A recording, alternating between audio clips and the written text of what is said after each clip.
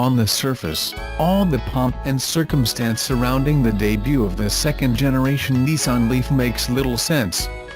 To date, Nissan has sold fewer than 300,000 of the electric vehicles for the past 7 years. Worldwide.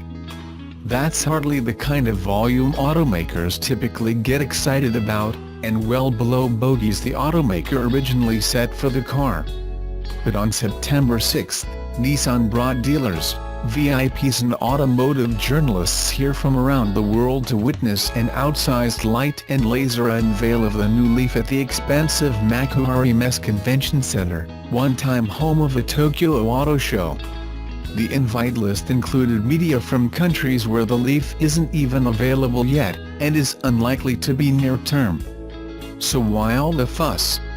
With key world markets now speeding toward vehicle electrification, Nissan believes its decade-old bet on the battery-powered Leaf is about to pay off, and with the new generation, the automaker is transitioning the car from a brand oddity to a central pillar of its lineup. The new Leaf has the potential to become the core of the company, says Nissan CEO Hiroto Saikawa, noting the world is shifting to the era of the EV. As if to second Saikawa's assessment, several EV pronouncements have been made in the past few weeks, including news China is considering banning vehicles with internal combustion engines at a to-be-determined date.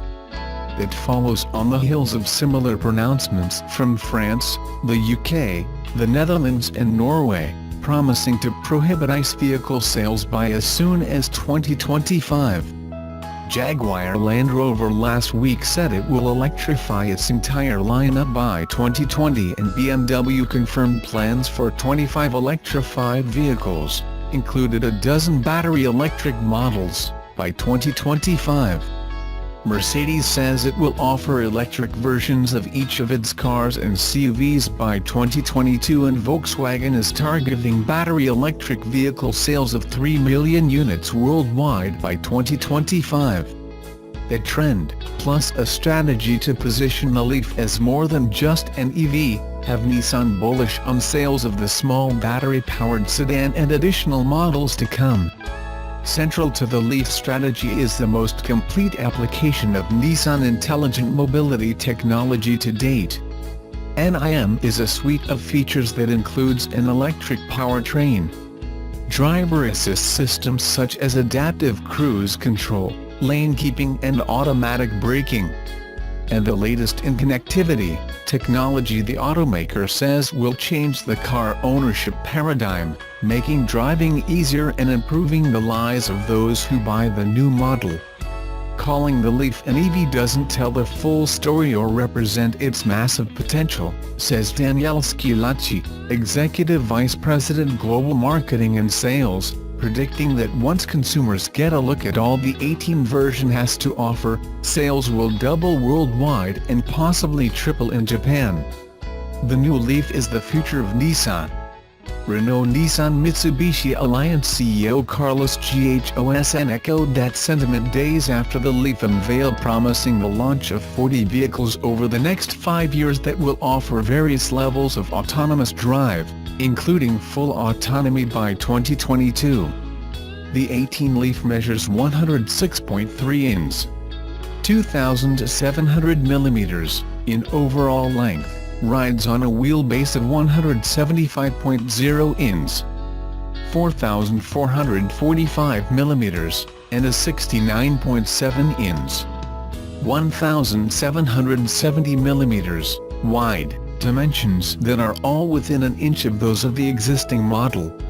It uses a carryover battery pack, though more densely populated with lithium-ion cells, a neat trick that saved money on retooling but increases power to 40 kWh from 30 kWh and extends range to 150 miles, 241 kilometers, from 107 miles, 172 kilometers, in the current car.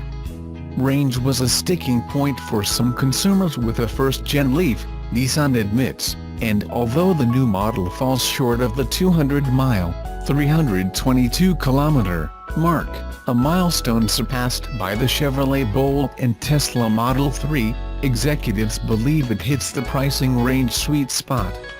Now we've improved the range 40%, and that covers most customer needs, says Makoto Fukuda, Chief Product Specialist, alluding to Nissan research on Japanese driving patterns that shows the typical Leaf owner now would need to charge the car only once a week. If that isn't enough to satisfy some, an even longer range battery, promised to deliver well over 200 miles between charges, will be offered as an option about a year from now. That may be needed to expand sales in markets like the US, where the Model 3 and Bolt should offer the type of stiff competition the Leaf doesn't face in Japan.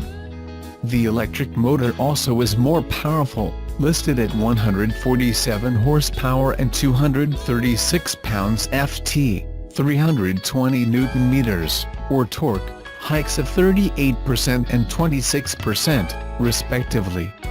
Because the basic packaging is unchanged, most characterize what Nissan is calling a second-generation car as really a mild update of the original Leaf that hit the market 7 years ago, with this latest rendition more of a stopgap until an all-new modular platform is developed for early next decade that is aimed at much wider application. But company officials say the current revamp is as complete as it needs to be for now. We look at the platform, structure, underbody stuff, and then we think, is this broken? No? Then let's put the investment in other parts, design chief Alfonso Albiza says, pointing out the money spent on today's electric cars is best focused on improving the battery and motors and adding new technology, as is the case with the Leaf. If you tear down a new Leaf, you're going to see some things from the current Leaf, but you're going to see some things from other cars as well, he adds. That's the beauty of our company, we're huge. When I'm in a situation that I want something, I can either design it from scratch or go into one of our baskets and grab it. CEO Saikawa is more succinct. The model is brand new, he says flatly. But there's no argument about the Leaf's easily visible parts.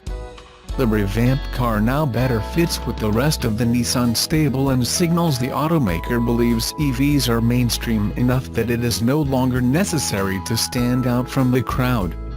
The first Leaf looked unique to our portfolio, because at the time the consciousness of EVs was so low that we really wanted to dress this car with a feeling, a DNA, that was attention-grabbing, Albiza says. Now the circumstances have changed, and EVs are more widely embraced. So it's a strategic opportunity for us to bring it back into the family. The revamped model also offers a glimpse of a new design language for the brand that now will evolve further under Albiza, who moved to Nissan in April after leading a styling renaissance at the Infiniti brand. The new Leaf serves as the ambassador of the Nissan Intelligent Mobility strategy, he says. That's why there is a fundamental shift in the aesthetics of the car. The expression is very agile, emotional and dynamic. Ultra simplicity, with ultra recognizability. This is where the Nissan design language is heading. Even more important than the restyling is the technology play. By packing the car with all the latest safety and driver assistance systems Nissan has to offer, the automaker hopes to change the market dynamic for EVs. Look at the car and the overall value proposition we have, says Ivan Espinoza, Vice President Global Product Strategy. The price is flat after a full model change and all the technology is in that car. We have a new battery, a new powertrain, so how can this not be attractive to a young customer? The overall package of the car is amazing.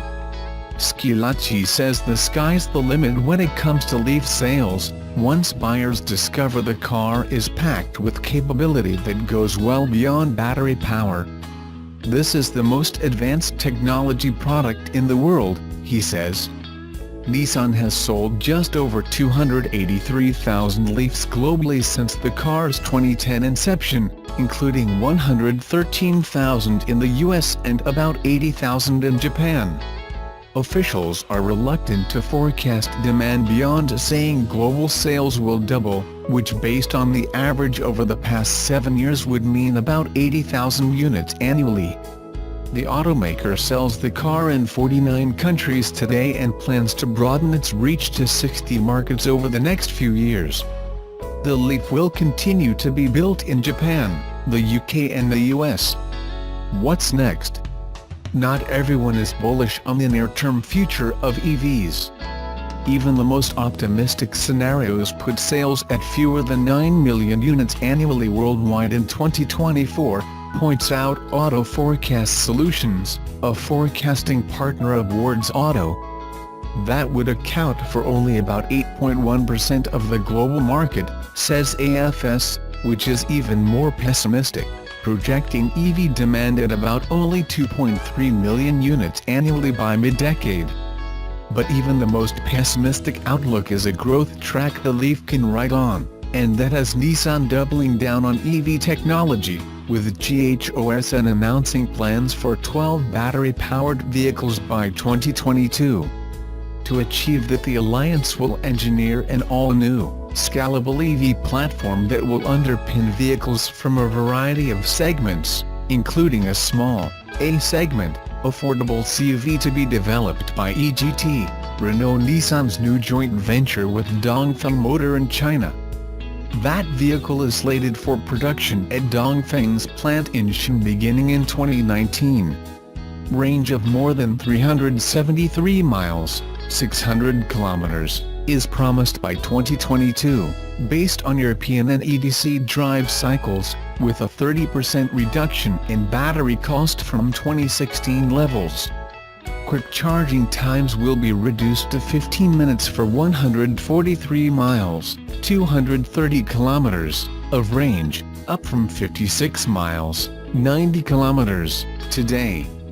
Nissan officials here say look for a battery strategy that centers on lower range, lower cost, lighter weight units for mass-market vehicles and brands, and higher range, higher cost and somewhat heavier packs for luxury models.